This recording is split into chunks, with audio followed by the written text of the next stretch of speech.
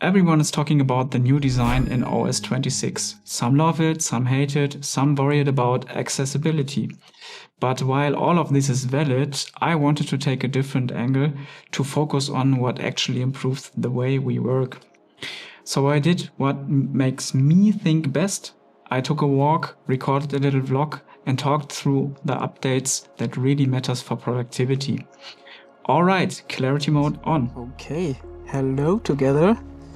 Welcome to the beautiful Switzerland. I hope you enjoyed the background. I typically walk 6 to 12 kilometers a day when I have enough time. So I was thinking about how can I bring myself to the camera more. And the idea was to combine two things I really love, talking about productivity and also walking. So the idea was, why not creating a video vlog where we can talk about current situations, especially what's going on in the Apple ecosystem. And yeah, today I would say welcome to the first episode of I Walk. Maybe this would be a good title, I think.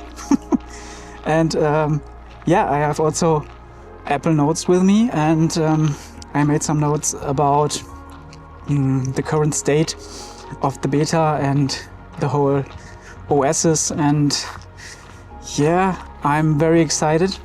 I already installed the betas on a separate Mac Mini and also iPhone Mini, and I will try my best to bring you the most interesting, sorry for not speaking native English, insights from the OSs later, because yeah, it's still beta. And this is a good point to start directly in the first topic, the redesign, liquid glass.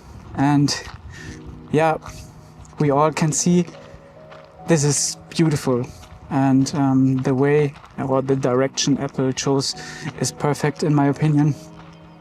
And for the first time in history, maybe, we now have a unique and unified design over all platforms. And this also includes Apple Watch and Apple TV, and the Vision OS is also, or was nearly liquid glass before. So yeah, it looks very nice, and it's very cool to work on different devices with a nearly same interface, I would say. But yeah, liquid glass is mostly shown in new icons, interactions. The widgets are glass, and you can change it to a 100% transparent thing also on the icon stuff, and I'm very excited about this, because as a minimalist you prefer to have less distraction. So for most people, I think colored icons are perfect to get a better separation about from things, or to know where to click and so on. And but when you have the view from a minimalist, then it's more like you know where to find everything. It's more like searching and not clicking. And then it's very beautiful to see these kind of monotone style glass looking stuff, and only seeing your background. And yeah, I know I need to make a separate post about my iPhone setup, but different story here. I like it, but in general, from an UX perspective, it's not there, because accessibility is a thing, and we see it in the screens, and all the hate in the internet about the whole redesign. It's not there. They need to fine-tune it, but it's in beta, and I think some of these things are made from Apple intentionally to lead you to hate the UI first and love it afterwards. It's a good trick to bring people on track. And I'm pretty sure this will work out perfectly fine in the future. And yeah, let's wait. This is my first take on liquid glass, and I need to find out more about it, testing out the betas on Mac and iOS, and maybe very soon iPadOS. But yep, I have separated the rest of the video based on, I think, what's the biggest thing for productivity. So let's start with the Mac. And yeah, macOS Tahoe is very cool. Looks more polished than the last update, and it's more in the direction of all the iOS devices and so on. And I like this. But what's new for productivity? First of all, Spotlight got a major update. I think it's now more in line with Raycast and Alfred and so on. And it's very powerful. And many people will switch back to Spotlight, I guess, because it's integrated in the system and now that powerful. You can start quick actions directly from Spotlight. You have now new quick keys for actions, like when you often send a mail to someone, you can choose your own quick key, for example SM, send mail, and Spotlight knows, okay, this is the time to create a mail. Afterwards you can input your mail and the sender and so on, and you basically don't need to launch Apple Mail at all. You can start and end directly in Spotlight. Very cool. But for me, the biggest change, because I use an external tool for this a lot, is clipboard history. Now you have clipboard history. I guess it was for 8 hours backwards, but yeah, it's enough for a full working day, and this is enough for me to have all my copy and pastes in the Spotlight. Very cool, very cool. Next one, I will make this short because I haven't tested it as much as I would like, but shortcuts also get a mega revamp. I don't know, but the whole Apple Intelligence stuff is now integrated, and shortcuts is very intelligent now, I would say. But more on this later. I will create a separate video and separate posts about it, I guess. Next one, the phone app. Also something that could be very interesting and important for some of you, because we have now native calls, call screening, hold assist, and live translations all in the phone app. And it's a full phone app for the first time. Oh, wait a moment, very loud. Machine. Okay. Yeah, still Switzerland. Yeah, the native phone app. Very cool to see this. Now we don't have to use continuity stuff and so on. We can directly dial and phone people from our Mac. What's next on the list? Yes, live activities in the menu bar. Also very powerful for productivity use cases, I guess. Haven't seen much of it now, but there are a few examples of how it will work in the real world. It is... Oh. Let me skip the road first.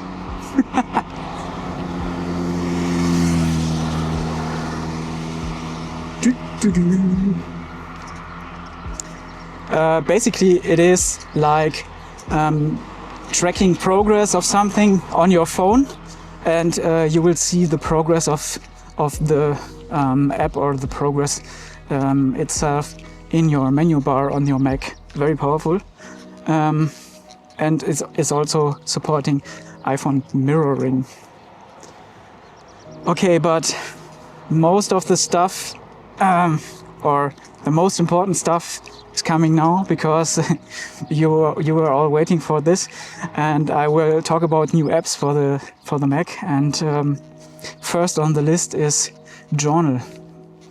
Finally, we can now journal on our Mac, and it is, as always, synced to all our devices. And yeah, I will also talk a little bit more about it in the iPad section, because you can also draw and handwrite on your iPad, but more to this later. And another new app, or not new, a more powerful version of it, I don't know, is Magnifier. And this is more focused on accessibility. For example, when you're sitting in a room with hundreds of people and someone is presenting way far from you, you can now use your iPhone on top on the Mac and zoom in to the board, and you can make screenshots, you can change the contrast and so on. And it's now crystal clear to read for you what someone is presenting far away from you. And yeah, I'm very excited for this. Yeah, and the last one, it's a bummer. I don't know. I like it. I tested it, and it feels very, very native, I would say. App Library replaces Launchpad, so it's not 5-finger pinching on the iPad and you see the overview of your apps. It's part of Spotlight now, and yeah, feels very cool, looks very cool, feels very good, I would say. And this is exactly the way I would use it, because most of the time I search for things to open. I type in Affinity Photo, enter, and then the program will open. I rarely use the overview of the apps, and I think this is now a good way for more integration and more streamlining, because Spotlight is your searching spot, and yeah, placed right, I would say. Okay, next one, iPadOS. iPadOS, in my opinion, is not the biggest one in productivity, not the biggest one productivity-wise, but the most exciting one in overall OS changes, because now the iPad feels more like a Mac.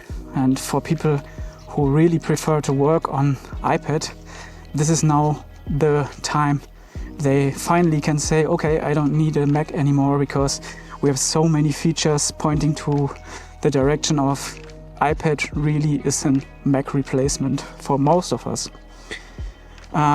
We have an all-new window multitasking management.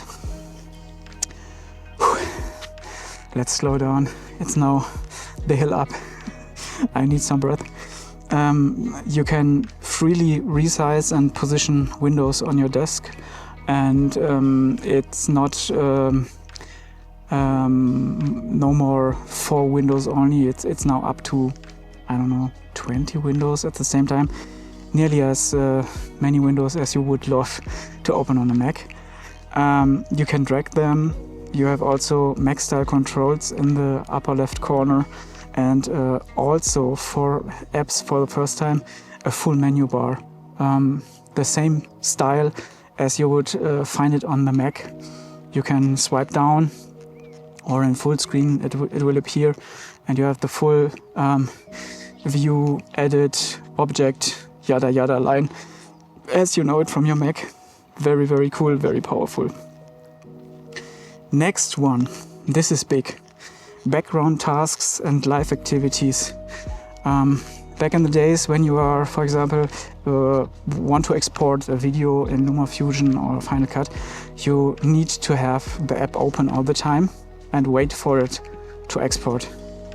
Not anymore, because we have background tasks now. So that means when you start a background export, when you start an export and you minimize the app, it will still export in the background, and you can multitask and jump to the next part. Really, really cool.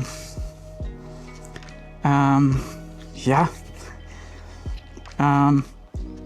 Next exciting thing on the list, at least for me exciting, is now you can pin folders to your iPad bar, like you would do it on the Mac, and like it was always. On default, the download folder on the Mac is pinned to your dock, and now you can create a similar look also on the iPad, or create folders for your Para system. I don't know. Powerful for productivity people.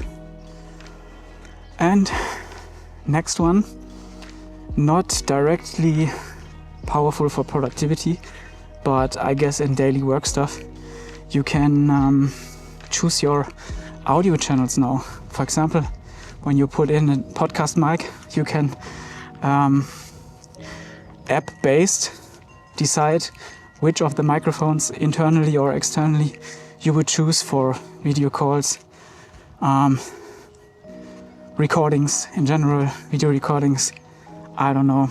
And this is very powerful because back then it was always some random device or the only one detected when you put it in. And also all the features we know from iPhone will come over to the iPad, like voice isolation, echo cancelling, and so on.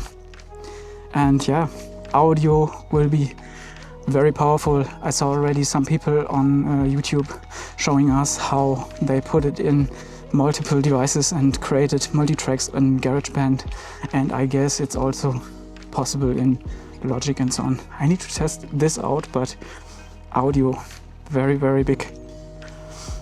And yeah, as I mentioned already, also some new apps on iPad.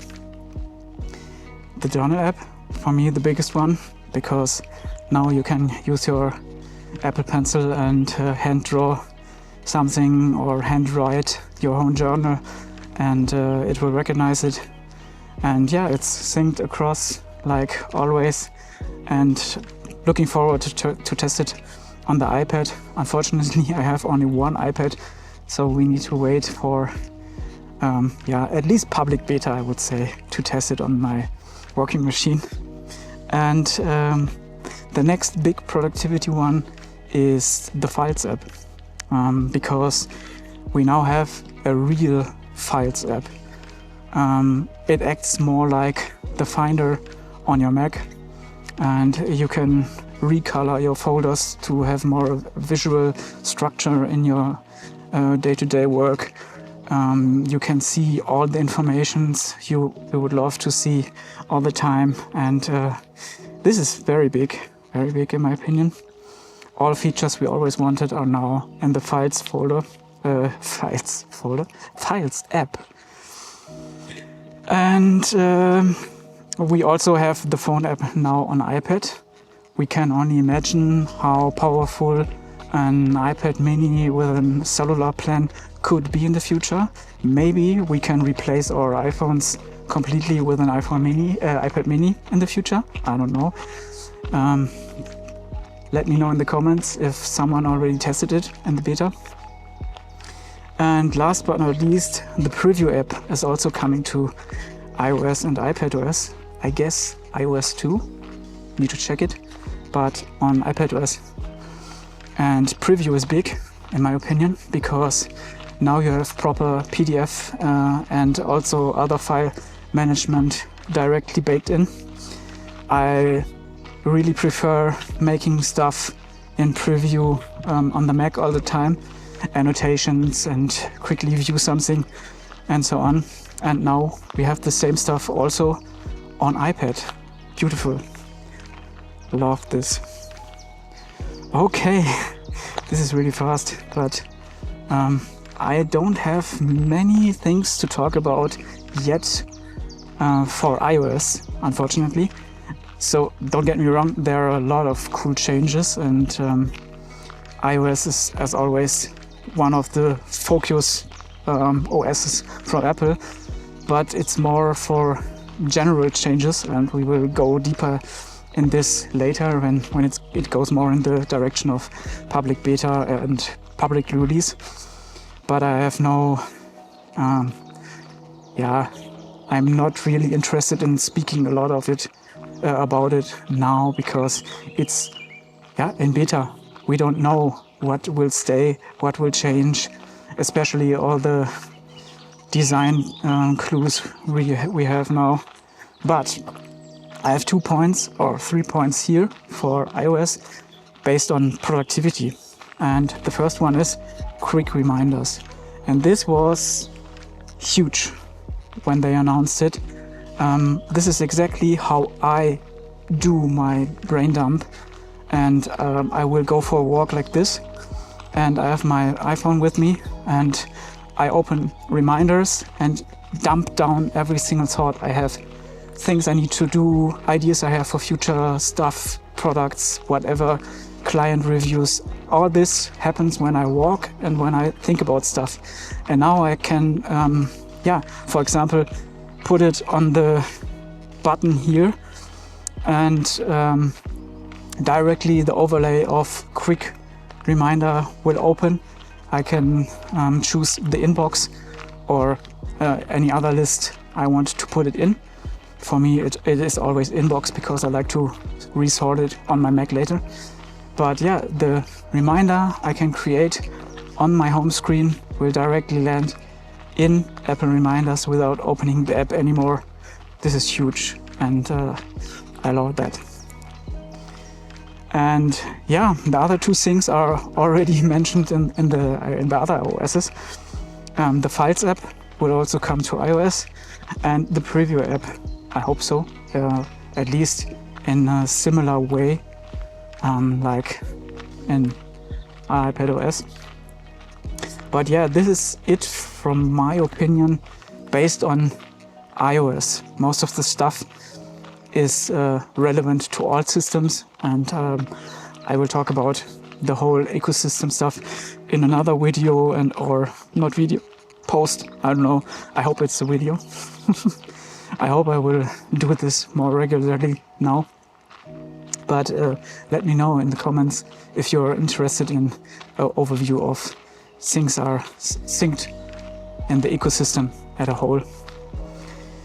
Okay, last one on my list, not the last OS, because we have OS updates for all Apple products, but on my list because it's the last one that is, in my opinion, related to productivity.